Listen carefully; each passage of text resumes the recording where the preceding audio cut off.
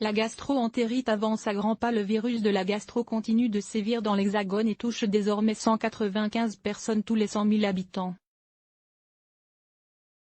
Mais le nombre d'hospitalisations reste bas. Si vous voulez éviter la gastro cet automne, il va falloir rester vigilant.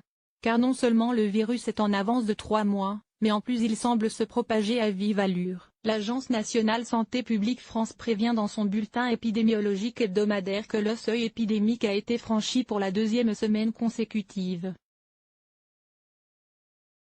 La bonne nouvelle est que, malgré le nombre de cas en constante augmentation, les professionnels de santé ont signalé très peu d'hospitalisations.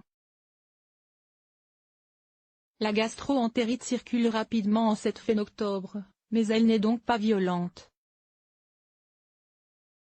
Santé publique France relève, et SOS Médecins indique également une hausse des consultations par rapport aux années précédentes.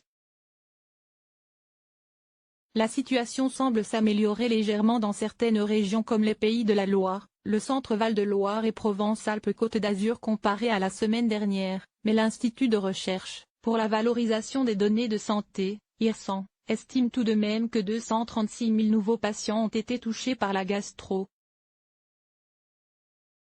Les gestes de prévention pour limiter au maximum la propagation du virus. L'agence conseille d'adopter les règles d'hygiène de base, se laver les mains avant et après les repas, avant de cuisiner, avant de s'occuper d'un bébé, après avoir pris les transports et après avoir été aux toilettes.